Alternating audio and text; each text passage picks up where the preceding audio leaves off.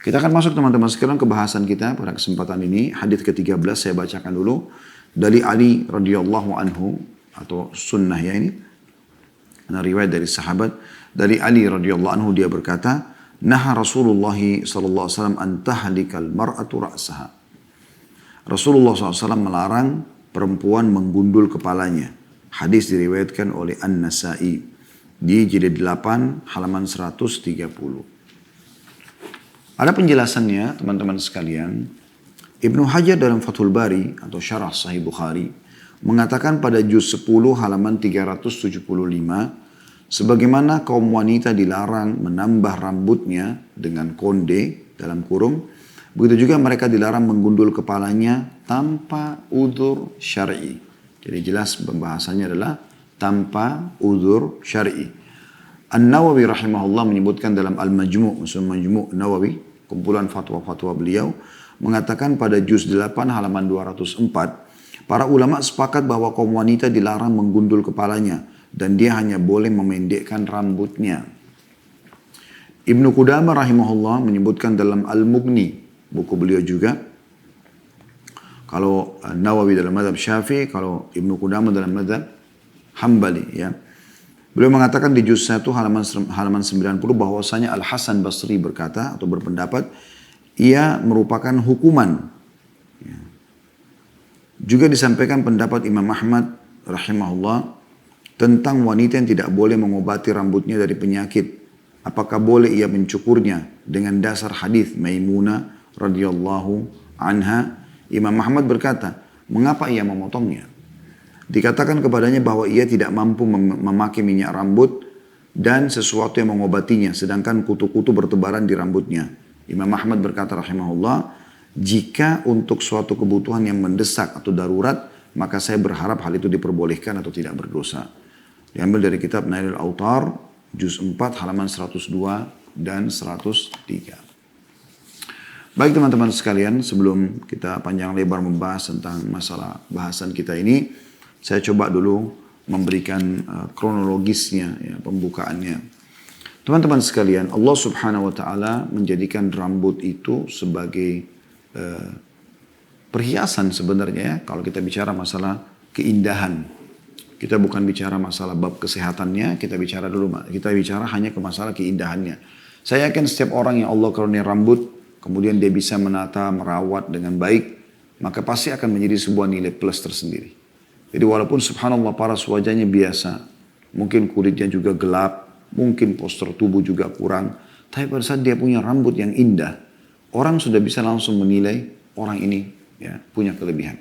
Sebaliknya kalau ada orang mungkin paras wajahnya cantik atau tampan, tapi subhanallah dari rambut dia tidak menata dengan rapi, tidak menyisirnya, tidak merapikan, tidak merawatnya, maka ada sesuatu yang menjadi nilai negatif, sesuatu yang kurang karena masalah rambut tersebut. Islam subhanallah datang sangat detail. Sampai ke masalah seperti ini. Ya. Masalah perawatan rambut, masalah penataan. Kita akan coba misalnya sebutkan beberapa riwayat. Di antaranya hadis sahih riwayat Bukhari. Kalau Nabi SAW pernah beriktikaf. Ya. Kemudian beliau memasukkan kepalanya sementara iktikaf di masjid ke dalam rumah. Dan mengizinkan atau membiarkan Aisyah menyisirkan rambut beliau sallallahu alaihi wasallam. Ada kata-kata di sini menyisir rambut Nabi SAW. Itu bentuk perawatan, disisir supaya rapi kelihatan. Riwayat yang lain, Nabi SAW bersabda kepada semua kaum laki-laki, bagi yang datang safar, ya, kemudian dia mau datang ke rumah istrinya, misalnya dia mau bertemu, karena biasa umumnya orang lama tidak interaksi, safar, kemudian ketemu, biasanya mereka terjadi interaksi biologis, gitu kan. Kata Nabi SAW, janganlah kalian ya, datang dari safar lalu masuk ke dalam rumahnya sebelum dia memberitahukan dulu kepada istrinya, agar istrinya bisa menyisir rambutnya dan mencukur bulu kemaluan. Kenapa rambut teman-teman yang disebutkan? Karena pengaruhnya besar sekali rambut itu. Rambut ditata dengan rapi, disisir, bersih, wangi. Dia juga secara pribadi orang yang memiliki rambut ini nyaman pada saat kita habis mandi, kemudian kita sampoin kepala, bersih, kita letakkan vitamin yang wangi misalnya. Kita sendiri juga nyaman gitu ya. Kita sendiri juga nyaman. Bahkan kadang-kadang kita melihat diri kita di cermin itu bisa mengambil waktu yang cukup lama karena rambut disisir ke sana bagus, disisir ke sini bagus. Indah, terasa indah. Kita pun punya percaya diri ya dengan rambut itu. Salah satu yang disebutkan dalam hadis tentang 3 orang yang diuji oleh Allah Subhanahu wa taala dari orang-orang yang hidup sebelum kita, tentang ada si botak ya, ada orang yang kena penyakit kudis kulit dan satu buta. Ya, Anda mungkin tidak asing lagi dengan kisah ini.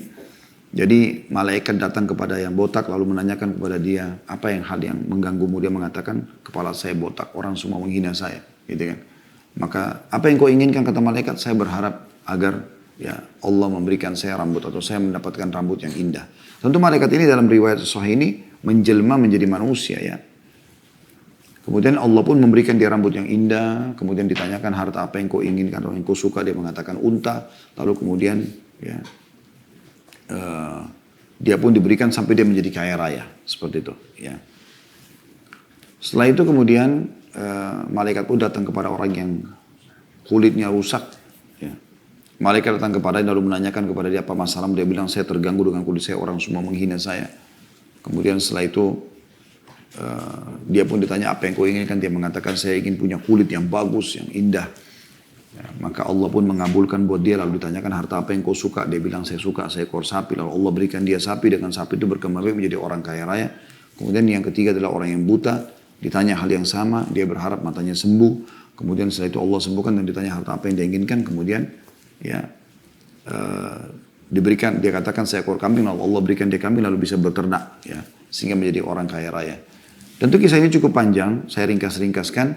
Lalu setelah beberapa waktu berlalu, malaikat ini diutus lagi oleh Allah Subhanahu wa taala, kata Nabi SAW, ya, menjelma seperti keadaan mereka dulu. Datanglah kepada si botak ini dalam kondisi datang kepalanya botak, kemudian mengaku sebagai seorang musafir, terputus jalan lalu dia mengatakan, saya minta kepadamu, berikanlah untukku 1 ekor unta, supaya aku bisa melanjutkan perjalanan hidupku. Kemudian dia mengatakan banyak kebutuhan, artinya dia menolak lah. Intinya dia menolak, tidak mau memberikan. Kemudian malaikat itu mengatakan, bukankah kau si fulan yang dulu kepalamu botak seperti aku, kemudian juga kau orang miskin, lalu Allah berikan kau kekayaan dengan unta-unta ini? Dia mengatakan tidak. Saya dari dulu memang dari lahir rambut saya sudah begini. Dan semua ini adalah hasil warisan peternakan ini. Maka kata malaikat, kalau kau bohong semoga Allah kembalikan keadaanmu. Begitu malaikat pergi maka kembalilah keadaannya, rontok semua rambutnya, kemudian ya hewannya, ternaknya semua habis, ya, terkena hama mati. Begitu juga dengan orang yang rusak kulitnya, malaikat datang dengan seseorang yang rusak kulitnya, kemudian meminta kepada dia seekor sapi, saya musafir, saya butuh seekor sapi, berikanlah kepada saya. Lalu dia mengatakan kebutuhan banyak, dia nggak mau bantu. Lalu kata malaikat, bukankah kau fulan bin fulan dulu kau keadaanmu seperti saya? Artinya kulitmu rusak juga dan Allah berikan kau kekayaan dengan sapi-sapi. Dia mengatakan tidak. Saya dari dulu indah begini kulit saya dan juga ya ini adalah warisan. Maka malaikat mengatakan kalau kau bohong semoga kembali keadaanmu yang dulu. Malaikat pun pergi maka kembali keadaannya seperti semula. Itu juga dengan orang yang buta, tapi orang yang buta ini berbeda. Pada saat malaikat datang menjelma jadi orang buta, kemudian dia pun mengatakan saya seorang musafir, saya butuh seekor kambing, apakah kau bisa memberi kepadaku? Maka orang buta ini mengatakan dalam dirinya, sesungguhnya aku pernah ditimpa apa yang menimpa orang ini. Maka dia bilang kepada malaikat tersebut, dan dia tidak tahu kalau itu malaikat karena dalam menjelma jadi manusia. Dia mengatakan, masuklah dan ambillah yang kau mau dan tinggalkan yang kau mau. Jadi bukan dia berikan 1 ekor kambing, tapi silakan ambil yang kau suka, kau mau ambil semua pun boleh. Maka malaikat mengatakan, semoga Allah memberkahi hartamu, sesungguhnya kau adalah utusan Tuhan kepada kalian bertiga dan binasalah 2 temanmu sementara kau sendiri berhasil. Tapi kita bukan sedang membahas kisah ini, kita sedang membahas tentang masalah rambut dalam kisah yang disebutkan mengganggu orang pada saat dia tidak punya sesuatu yang indah di situ. Ya. Begitu juga dengan hadis yang lain. Bagaimana pada saat seseorang masuk ke dalam masjid, rambutnya berantakan. Kemudian Nabi SAW mengatakan, beritahukan kepada seorang sahabat di sebelahnya, beritahukan kepada orang ini agar dia menyisir rambutnya dengan rapi, baru kemudian dia masuk sholat. Suruh sisir rapikan. Dan dalam sebuah riwayat seingat saya, kata Nabi SAW, "Man kana lahu sya'ar falyukrimhu." Sampai Allah kalau rambut dia harus merawatnya, menghormatinya. Ya. Jadi memang banyak riwayat berhubungan dengan masalah ini. Begitu juga dengan riwayat Ka'ab radhiyallahu anhu yang pernah menggambarkan bagaimana tampannya Nabi SAW. Beliau mengatakan, saya pernah melihat bulan purnama di depan rumah Nabi SAW dan saking indahnya saya sampai terkagum-kagum ya. Kemudian tiba-tiba pintu rumah Nabi SAW terbuka dan beliau baru saja selesai mandi dalam kondisi rambutnya basah, disisir rapi, menggunakan jubah berwarna merah. Maka saya pada saat lihat ke Nabi SAW, saya temukan beliau lebih indah daripada bulan tersebut. Jadi memang rambut ini kayak memang punya sebuah bahasan tersendiri. Makanya pada saat umroh, haji, termasuk yang dikorbankan untuk Allah SWT adalah rambut. Ya. Bagi laki-laki yang menggundul semua karena Allah, pahalanya lebih besar 3 kali didoakan oleh Nabi SAW. Yang mencukur, mengambil dari seluruh penjuru kepala, didoakan 1 kali rahmat oleh Nabi SAW. Umumnya riwayat-riwayat ini ya, bercampur antara laki-laki sama perempuan. Hanya saja ada perbedaan dasar. Dalam perawatan sama, harusnya merawat, harusnya menjaga dan bersyukur kepada Allah Subhanahu wa taala dan jangan dijadikan justru sebagai ajang untuk bermaksiat kepada Allah. Hanya saja dalam masalah mencukurnya ada perbedaan antara laki-laki sama perempuan. Kalau laki-laki dia boleh menggundulnya, tidak ada masalah. Sampai menggundul pun boleh. Ya, terutama kalau lagi haji dan umroh. Tapi kalau tidak lagi haji dan umroh dianjurkan kalau tidak ada masalah, bukan karena ada penyakit di kulit kepalanya segala macam atau karena rontok ya misalnya atau memang dia gundul dengan sendirinya, maka sebaiknya jangan digundul. Jadi sebaiknya jangan dilakukan itu kecuali dalam hal yang diperintahkan dalam syariat atau hal-hal yang punya udzur syar'i. Lebih baik dia menghormati rambut tersebut dan merawatnya. Tapi kalau bagi perempuan, makin dia panjangkan maka makin bagus, makin sesuai dengan anjuran dalam syariat. Dan kalaupun darurat dia ada sesuatu yang rusak segala macam, dia boleh merapikan atau memendekkan, tapi tidak boleh menyerupai laki-laki ya. Karena Nabi SAW melaknat perempuan yang menyerupai laki-laki, potongannya sangat pendek sampai seperti laki-laki. Dan juga melaknat laki-laki yang menyerupai perempuan. Nah, khusus masalah gundul nggak boleh bagi perempuan. Ini ada bahasan tersendiri, ini yang jadi bahasan kita. Kecuali ada hal-hal yang sangat darurat sekali. Tadi disebutkan dalam diskusi Imam Ahmad dengan seseorang yang bertanya dengan beliau atau kepada beliau, bagaimana kalau wanita itu dipenuhi oleh kutu yang sangat banyak di kepalanya dan dia kerepotan untuk mengobatinya, dia selalu saja meletakkan berbagai macam pengobatan, obat-obat, tapi ternyata tidak bisa juga, tidak berpengaruh gitu. Maka dia boleh menggundul untuk menghilangkan kutu-kutu tersebut dan setelah itu dia baru memulai merawat dari awal.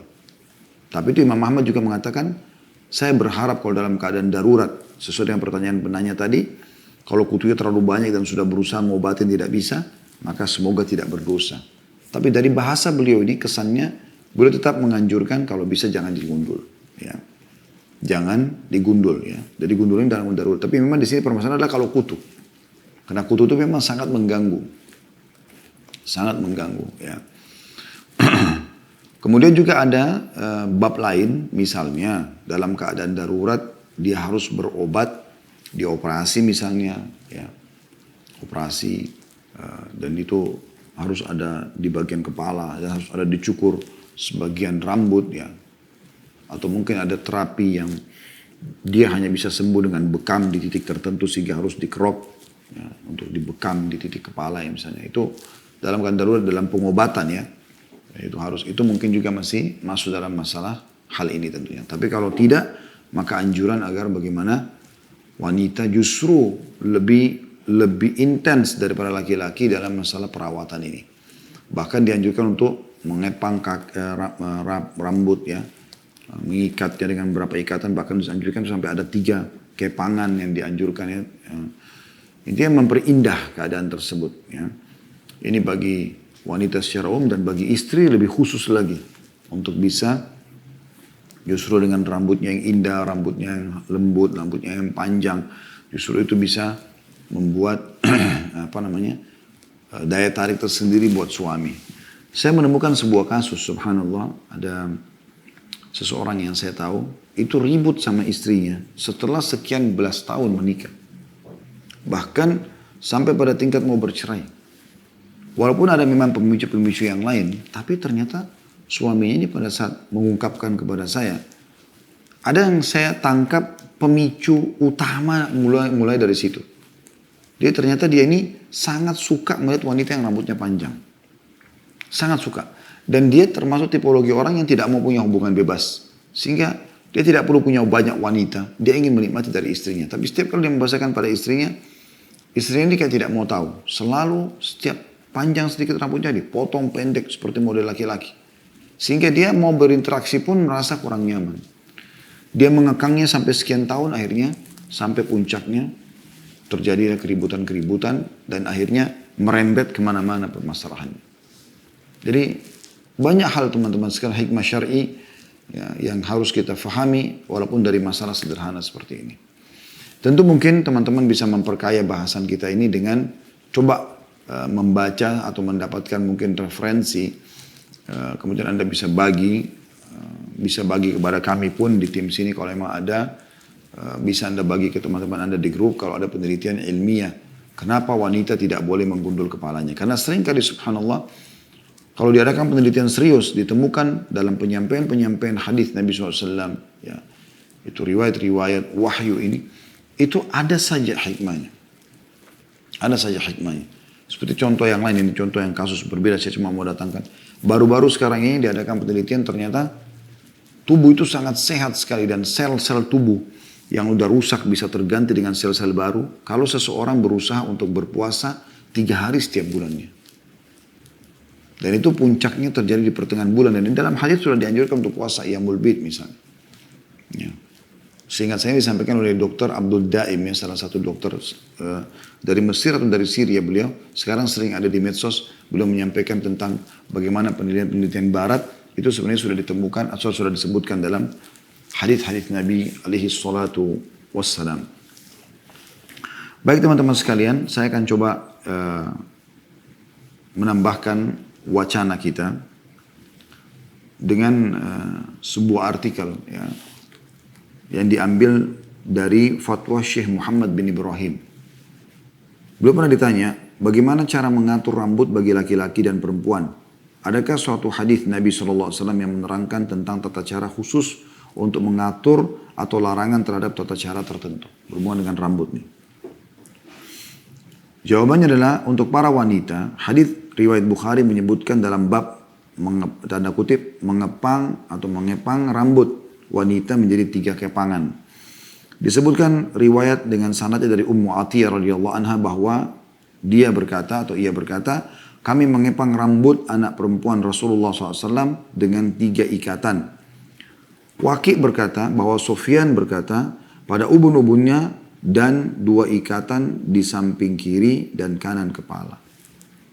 Nah, jadi ada 1 ikatan kepang di ubun-ubun, yang 2 di kiri kanannya. Pekerjaan mengepang rambut diperintahkan oleh Rasulullah SAW sebagaimana diriwayatkan oleh Sa'id bin Mansur dalam sunannya. Dengan sanad dari Ummu Atiyah radhiyallahu anha, ia mengatakan Rasulullah SAW berkata kepada kami, mandikanlah ia dengan guyuran ganjil dan kepanglah rambutnya beberapa ikatan. Maksudnya anak beliau SAW pada saat meninggal, Nabi SAW mayit pun disuruh masih mengepang rambutnya, ya, supaya rapi terlihat. Diriwayatkan oleh Ibn Hibban dalam kitab sahihnya dari Ummu Atiyah radhiyallahu anha bahwasanya Rasulullah SAW bersabda, mandikanlah dengan 3 atau 5 atau 7 guyuran dan kepanglah rambutnya 3 kepang. Dalam kitab Musannaf Abdul Razzaq, salah satu penyusun hadis juga, dengan sanadnya dari Hafsah radhiyallahu anha, ia mengatakan kami mengepang dengan 3 kepangan, 1 ikat pada ubun-ubun dan 2 ikat di samping kiri dan juga kanan kepala. Dan kepangan itu kami sampirkan ke belakang. Ibnu Daqiq Al-Id berkata, ini merupakan tata cara menata rambut dan mengepangnya. Adapun yang diperbuat oleh sebagian wanita muslimah pada zaman ini yang mengikat rambut pada samping kepala atau mengikat di atas kepala sebagaimana dilakukan oleh wanita Perancis, maka perbuatan itu tidak diperbolehkan karena menyerupai adat orang-orang kafir. Imam Ahmad dan Abu Dawud telah memerintahkan atau meriwayatkan dengan sanadnya masing-masing dari Abdullah bin Umar radhiyallahu anhu bahwa Nabi SAW bersabda, "Man tashabba biqaumin fahuwa minhum." Barang siapa menyerupai satu kaum maka ia adalah sebagian dari mereka. Hadis ini sahih atau hadis ini hasan disebutkan juga oleh Ibnu Hajar Al-Asqalani tentang hasannya sanad ini. Juga Ibnu Umar radhiyallahu anhu menyebutkan hadis yang panjang bahwasanya Rasulullah SAW bersabda, dua golong. Jadi kalau Anda bertanya, seperti apa sih model yang dimaksud dengan rambut wanita Perancis yang disinggung?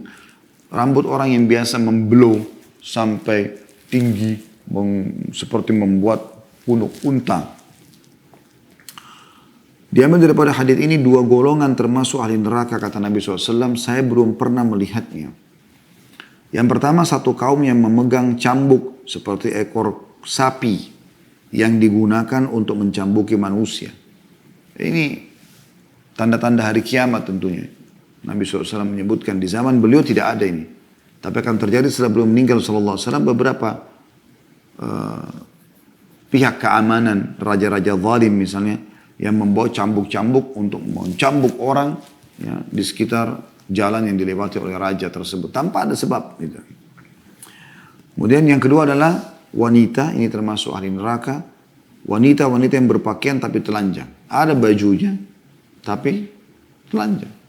Kenapa? Karena ketat. Ya. Ini sudah pernah kita bahas tentang masalah, waktu kita jelaskan wajibnya menutup aurat bagi muslim. Ya. Kemudian dia sesat dan menyesatkan, kata Nabi SAW. Kepala mereka seperti punuk unta yang miring. Mereka tidak akan masuk surga, juga tidak akan mencium baunya. Sesungguhnya bau surga tercium dari jarak sekian dan sekian. Sebagian ulama menafsirkan makna yang dikatakan mereka cenderung ya, atau sesat dan menyesatkan. Bahwasanya mereka menyisir rambut seperti sisiran para pelacur dan penyisir orang lain dengan sisiran yang sama. Artinya menyisir rambut umumnya rapi, mengkuncirnya satu, mengepangnya satu, dua, atau membiarkan terurai tapi dia indah gitu kan. Yang penting tertutup auratnya kalau bukan dengan mahramnya, boleh saja. Jadi dia merawatnya dengan rapi. Tapi kalau dia mengikuti model-model yang aneh-aneh, dan ini jelas merupakan ciri khasnya orang-orang kafir, seperti misalnya sengaja memotongnya sampai sependek seperti laki-laki. Atau mengecatnya dengan warna yang syuhrah. Seperti biru yang terang. Orange yang terang berlebihan. Sehingga mungkin kalaupun ada orang melihat dia, dia anggap aneh.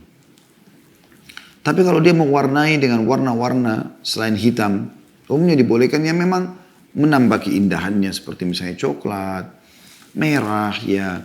Tapi bukan berarti yang seperti apa ya, bukan merah seperti darah itu bendera kita misalnya. Dia merahnya merah indah, ya. Merah kecoklat-coklatan memang menambah keindahan bagi wanita, apalagi buat berhias untuk suami, itu dibolehkan. Karena Nabi SAW membolehkan itu, kita sudah pernah bahas itu ya, tentang bolehnya mewarnai rambut. Maksud laki-laki bolehnya mewarnai juga jenggotnya kalau sudah ada uban ya. Sampai Umar bin Khattab mengatakan radhiyallahu anhu bahwasanya henna itu pacar adalah sesuatu yang paling baik dalam menghadapi uban-uban yang ada gitu kan. Jadi kita boleh saja mengubah dari putih asal bukan ke warna hitam. Cuma juga menjauhi warna-warna yang merah. Ada juga orang yang kadang-kadang sengaja mengikuti model baru muncul di orang-orang kafir. Wanita mau sengaja mendirikan semua rambutnya ke atas sampai seperti model kulit durian gitu kan. Itu aneh, mungkin Anda tidak asing. Saya pernah lihat seperti ada sepintas gitu foto. Kita bukan sengaja mau melihatnya, tapi terlihat.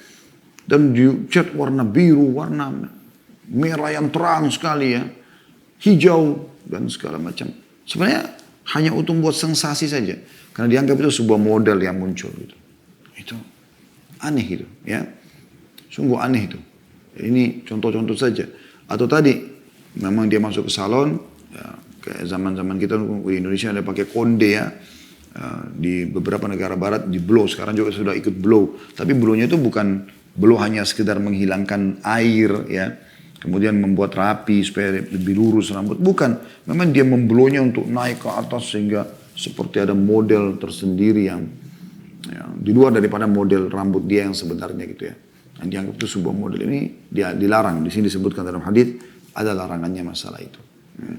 Sehingga setiap muslimah anjuran satu sisi merawat rambutnya dengan baik itu anjuran, sisi yang lain juga jangan sampai ada pelanggaran agama dalam masalah ini. Ini mirip juga dengan kasus kuku misalnya yang kata Nabi SAW 5 fitrah yang harus dijaga oleh muslim. 4-nya laki-laki dan perempuan bergabung, yang satunya khusus laki-laki. Yang pertama khitan, sunat laki-laki dan perempuan. Yang kedua potong kuku, laki-laki dan perempuan. Yang ketiga mencabut bulu ketiak, laki-laki dan perempuan. Yang keempat mencukur bulu kemaluan, laki-laki dan perempuan. Yang kelima khusus laki-laki yaitu mencukur kumis. Ya. Tapi di sini kita bisa lihat ada masalah memotong kuku. Banyak di antara muslimah karena dianggap itu adalah model, dibiarkan kukunya panjang, malah sengaja dikikir dan segala macam. Ini larangan, tidak sesuai dengan syariat Allah Subhanahu wa taala. Jadi keindahan bagi seorang muslimah, seorang muslim itu adalah apa yang dipandang indah oleh Allah dan Rasulnya. Karena Allah itu indah, sempurna. Kata Nabi SAW, Inna Allah jamilun yuhibbul jamal. Allah itu indah, sempurna, suka dengan semua itu. Tapi bukan indah di mata makhluknya. Nah, itu relatif. Seperti ada pernah saya subhanallah, waktu saya pernah menziarahi paman saya di Johor, di Malaysia waktu itu beberapa tahun yang lalu. Saya sempat mampir ke satu klinik dokter. Waktu itu dokter mata, untuk saya cek mata pada saat itu. Kemudian saya duduk di ruang tunggunya. Ada majalah dalam bahasa Melayu. Itu majalah yang dianggap model rambut terbaru gitu. Subhanallah, saya tidak tahu ini model rambut seperti apa gitu. Jadi digundul sebagian, dibiarin sebagian, digundul lagi sebagian. Dan itu laki-laki sama perempuan. Belum lagi sengaja kupingnya dibolongin yang besar gitu. Entah ditato bagian mana, segala macam hal. Tapi ini sangat aneh gitu. Dan itu majalah ditaruh untuk dibaca untuk orang yang datang. Cukup unik gitu. Betul juga di situ ada majalah lagi tentang majalah pakaian, fashion yang berbeda dengan yang lainnya. Jadi bukan kayak sekarang kita ukuran antara lengan sama lengan sama. Dia enggak. Memang sengaja dibuat yang ini lengannya panjang satu pendek. Ya, misalnya. Yang di sini ada kancing, di sini bolong, nggak ada kancing. Dibuat model-model yang tidak normal. Ini semua bertolak belakang dengan Islam. Karena ini tradisi mereka. Maksud dalam hadis tadi, man tasyaba bikum fahuwa minhum. Siapa yang menyerupai satu kaum maka dia sama dengan mereka. Nanti lama-lama akan tertarik juga kepada karakternya dan segala macam hal. Harusnya tidak boleh tentu diikutin itu. Ya. Ini poin juga perlu dijadikan sebagai sebuah pelajaran. Ya. Kemudian beliau mengatakan yang kedua adalah larangan wanita gundul. Ini jadi saksi bahasan kita. Kata beliau berdasarkan hadis yang diriwayatkan oleh An-Nasai dan dalam sunannya dari Ali radhiyallahu anhu. Ini hadis yang kita sebutkan ya. Diriwayatkan juga oleh Al-Bazzar dalam musnadnya dari Utsman bin Affan radhiyallahu anhu. Diriwayatkan pula oleh Ibnu Jarir dari Ikrimah radhiyallahu anhu. Mereka berkata Rasulullah SAW melarang para wanita mengguntur rambutnya. Lalu dijelaskan oleh beliau, larangan yang datang dari Nabi SAW berarti perbuatan itu hukumnya haram. Selama tidak ada dalil yang menyelisihinya. Tidak ada dalil yang mengatakan, oh sisi lain melarang, sisi lain membolehkan gitu. Disebutkan dalam syarah Mishkat. Dilarang mengguntur rambut wanita karena rambut bagi wanita bagikan jenggot bagi pria dalam keindahan dan ciri khasnya. Jadi maksudnya sudah umum orang. Makin panjang rambut, makin terawat, terurai dengan rapi, makin cantik wanita itu. Bahasanya sudah langsung umumnya orang begitu. Ya. Adapun memotong ujung rambut disebutkan dalam Sahih Muslim. Kalau misalnya terlalu panjang atau ada sesuatu yang rusak misalnya. Dari Abu Salamah bin Abdurrahman, ia berkata, saya menemui Aisyah radhiyallahu anha bersama saudara sesuannya. Ia bertanya kepada Aisyah tentang cara Nabi SAW mandi janabah. Kemudian ia mengambil tempat air sebanyak 1 sa' dan mulai bersuci. Di antara kami dan dia ada penutup. Ia menyiram kepalanya 3 kali. Abu Salamah berkata, para istri Rasulullah SAW memotong sebagian dari rambut. Maaf, tadi riwayat itu sampai itu sudah selesai ya. Bagaimana Aisyah merawat rambutnya dengan menyiramnya 3 kali. Ya. Mencontohkan tentang mandi janabah. Masalah merawat rambut. Kemudian Abu Salamah berkata, para istri Nabi SAW memotong sebagian dari rambut-rambut mereka. An-Nawawi berkata Al-Qadhi Iyad rahimahullah, telah diketahui bahwasanya para wanita Arab sering membuat gulungan-gulungan dan jambul-jambul. Kemungkinan para istri Nabi SAW melakukan ini setelah wafatnya Nabi SAW karena mereka tidak perlu lagi berhias dan tidak butuh lagi memanjangkan rambut serta untuk meringankan dalam merawat rambut-rambut mereka. Artinya ada poin di mana dia boleh memotongnya tapi yang penting jangan menyerupai laki-laki, ya. Tapi keindahan memang ada pada rambut yang panjang. Inilah yang dituturkan oleh Al-Qadhi Iyad yang juga pendapat yang lainnya. Bahwasanya mereka melakukan setelah wafat Nabi SAW di masa hidup Nabi SAW. Bukan di masa hidup Nabi SAW. Maksudnya yang memotong sebagian rambut segala macam mungkin karena sudah tidak ada suami dan untuk lebih mudah merawatnya. Berarti menandakan dari perkataan ini umumnya laki-laki memang suka dengan rambut yang panjang. Padahal inilah yang diyakini dan diragukan bahwa para istri Nabi SAW melakukannya di masa hidup Nabi SAW. Dalam hadis ini terdapat dalil bolehnya memendekkan rambut bagi wanita. An-Nawawi juga berkata Qadiyah, zahir hadis ini bahwasanya keduanya, Abu Salamah dan saudara susuan Aisyah, melihat tindakan Aisyah terhadap rambutnya dan bagian-bagian atas tubuhnya, termasuk bagian-bagian atas tubuh yang boleh dilihat oleh mahram dari tubuh. Ini diambil dari kitab Fatawa Al-Jami' di Masail Al-Muslimah.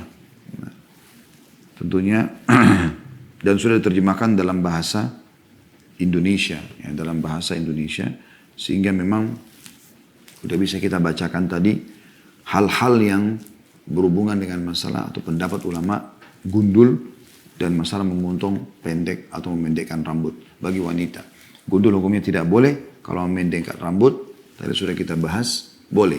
Dan sebelumnya juga sudah kita bahas ya, panjang lebar tentang masalah bagaimana memang rambut dalam Islam dianjurkan untuk ya, dijaga dan dirawat. Ya.